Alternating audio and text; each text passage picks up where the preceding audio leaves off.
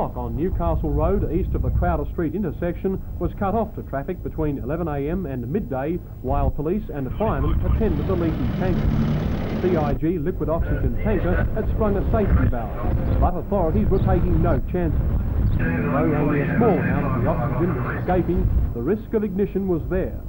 A plumber was called in from CIG headquarters at Ties Hill. In the meantime, police kept diverting the Newcastle Road traffic down side streets. The plumber arrived and turned off the safety valve, and the problem was solved. You've done that before, Steve. Obviously relieved that a potentially explosive situation had been averted.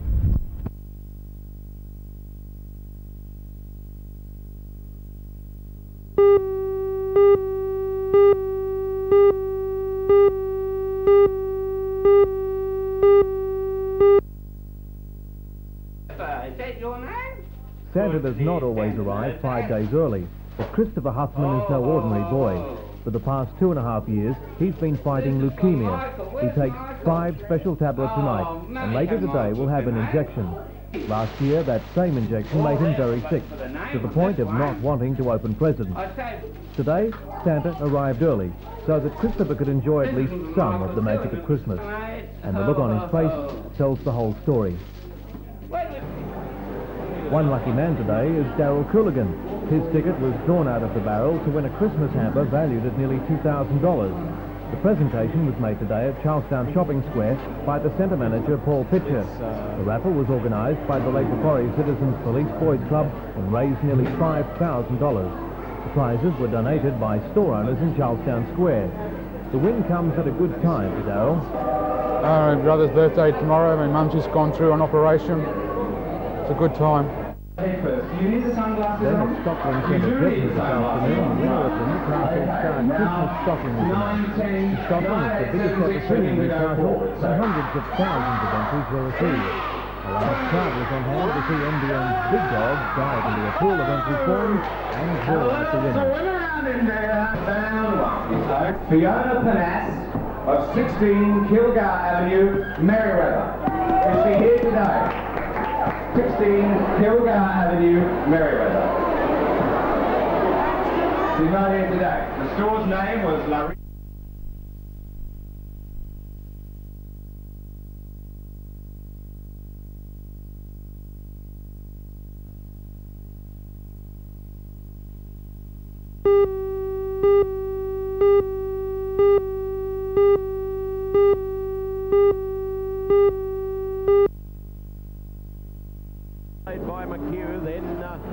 The team is John Pine, Roger Clark, Singleton's John Smith and Sydney Sider Gordon Smith. These 4 drivers will be given the chance to vindicate their selection at tomorrow night's meeting, when they compete as a team in the Hunter Valley Grand National Team Championship. They will meet combinations of other drivers in a series of sprints under conditions similar to those in the upcoming tests that start the following week.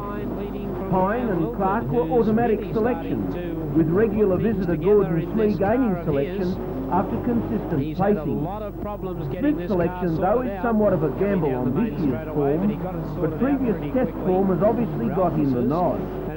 Former test teamers Ralph Ranger, Graham Cowboy Lilford and Ron Pine will be out to prove the selectors are way off the mark. For the first time ever, sidecars will race over 6 laps with 8 competitors, and Speedway officials are most interested in the outcome. As Wilford starts to work on.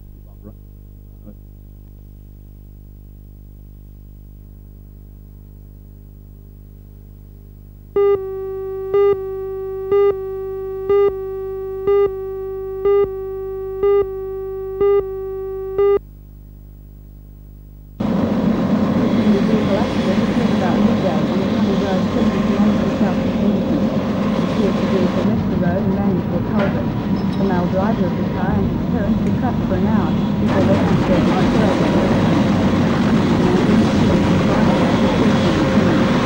followed by Newcastle paramedics and police rescue squad who were flown in by helicopter. Both the man and the woman died at the scene of the accident. Their son was flown to Singleton Hospital, and his condition was described as severely stable.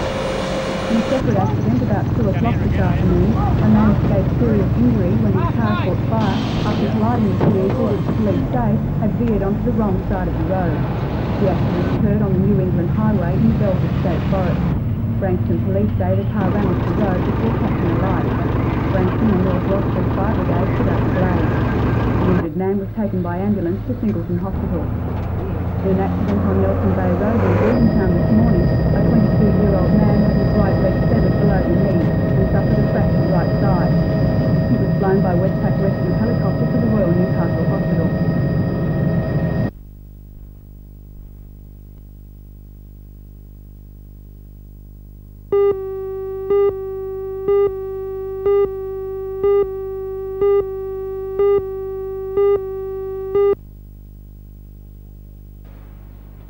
Although there are no figures for this month, in the 17-day period in November, 150 patients were transferred to the Royal from other hospitals in the area. Staff specialists are often working 2 shifts a day, wards are being kept open, and staff have postponed their holidays to ensure that patients receive adequate care.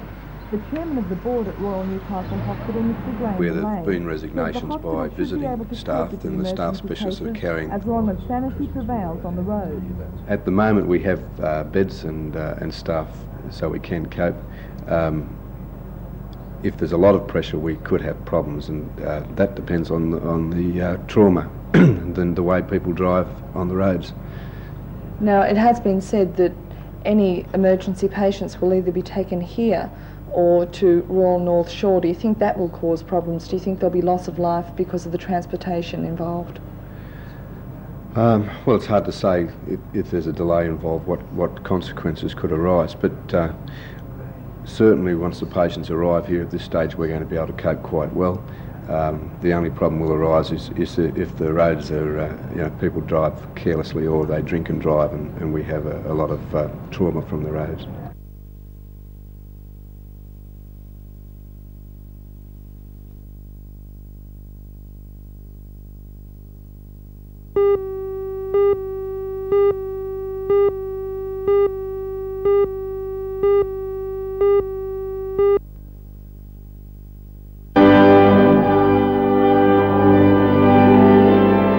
Churches throughout the hunt celebrated Christmas with dozens of special services. For the Christian faith, Christmas is a very special time of the year. Today, turnout for services will be unusual, with many people having what may be their 20-year Christmas in church. At Newcastle's Christchurch Cathedral, more than 1,000 people turned up for the midnight carol service. At this morning's services, the line for evening service to around 700 for the 7:30 service and around 400 at 8 o'clock. At the 10 o'clock service, numbers were down, but the congregation still celebrated the occasion with great gusto.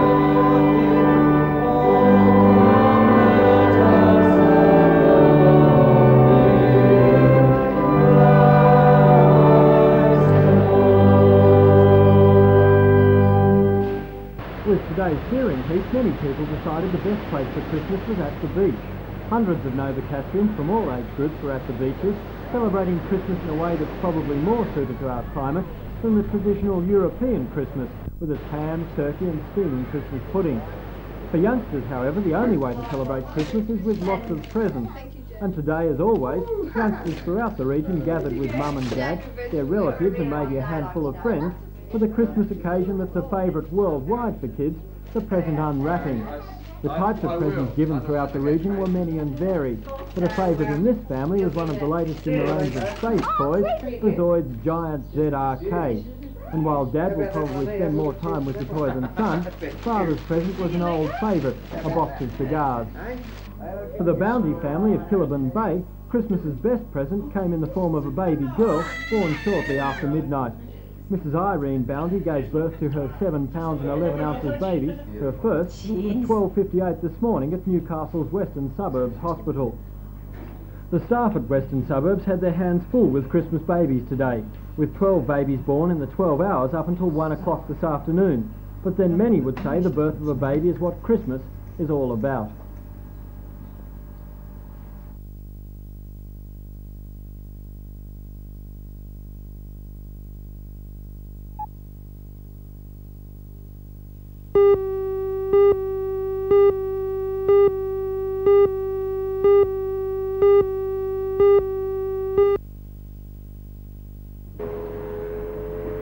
Despite the best efforts of police to alert drivers to the hazards of Christmas driving, the national road toll rose yesterday to 51, bringing the toll for the year to 2,764 people, 41 deaths more than this time last year.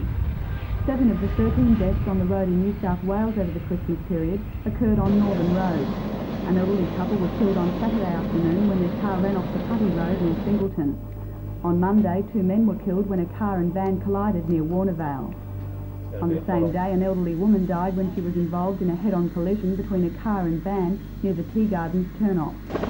On Christmas Day, a man died when his car hit a pole and burst into flames at Strait, and a 17-year-old girl died at Diamond Beach in a crash at a power plant.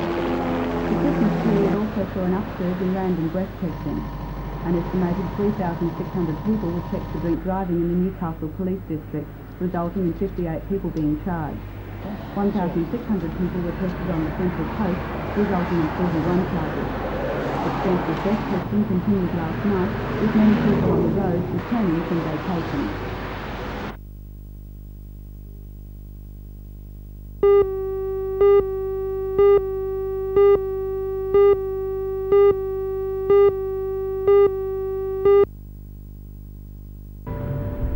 At last count, 7 yachts have pulled out of the Pittwater race, many with damage into the thousands of dollars.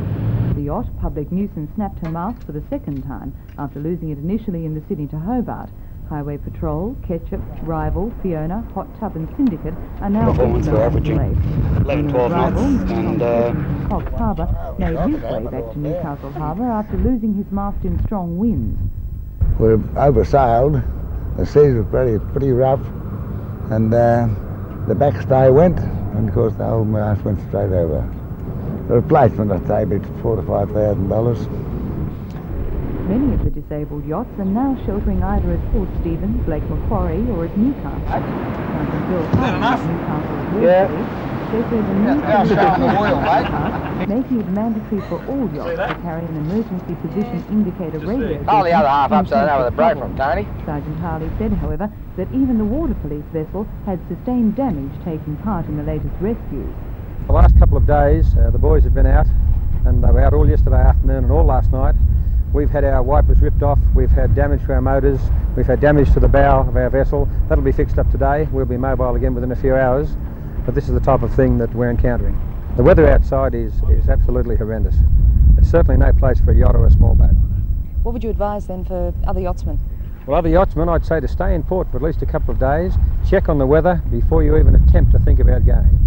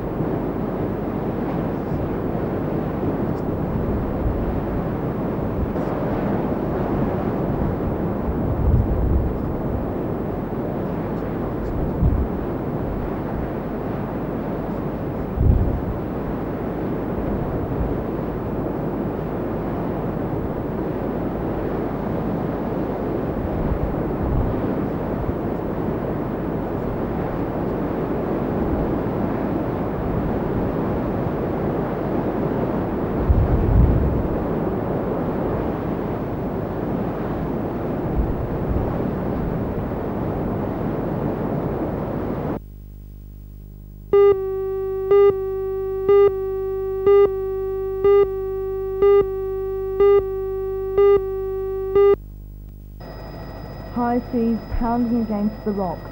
These were the conditions from Lake Macquarie in the south to Port Stephens in the north yesterday. Jared Ween from Morna Point Road at Anna Bay was playing with his cousins on the rocks at Fisherman's Bay when he was swept off by a freak wave. Well, I was standing on the rock. We went over to the rock because we saw a big wave coming. And then the wave washed over us, then I thought it was gone, then I popped back up, and then it came over and hit me. And then I went down and hit my head and started floating out. I grabbed onto the rock then, but it pulled me off the rock. So what were you thinking of when you were floating? I might die.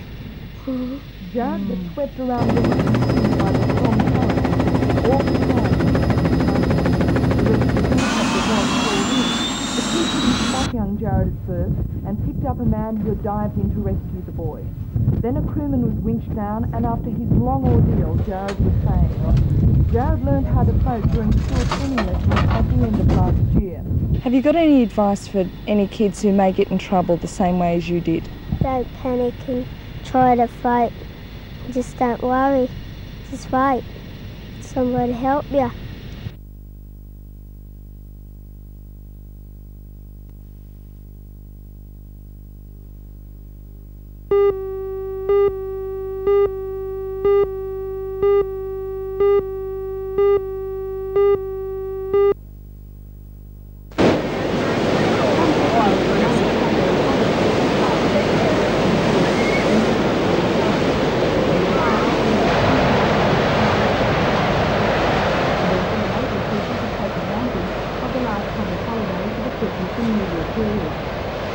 One of the ways thousands of people off the December there was the beach. However, swimming in the beach tended to be rough. The legacy of Samuel's Poor River has caused the central closure of Newcastle Harbour.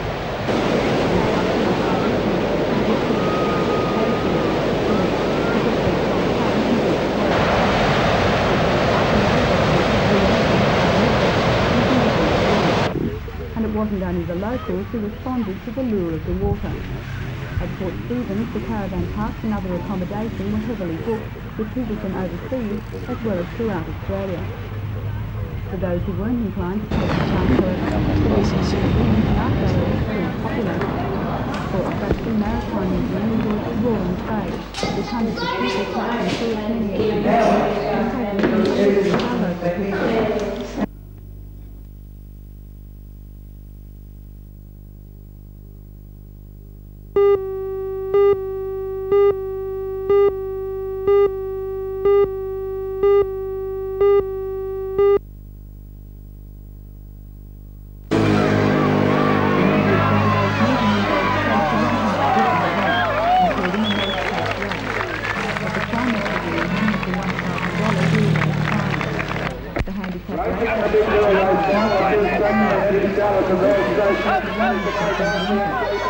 After 8 straight hits, however, with only first and second place winners continuing on to the final, and 3 record-side seats, 19 cyclists were selected to battle it out for top honours. In a race that was fast and hard fought, hot favourites didn't get a licking, as Beer and Trent surged to take first place and the prize money. Second place was secured by Emma Taylor, and third place went to Elle Fitzpatrick.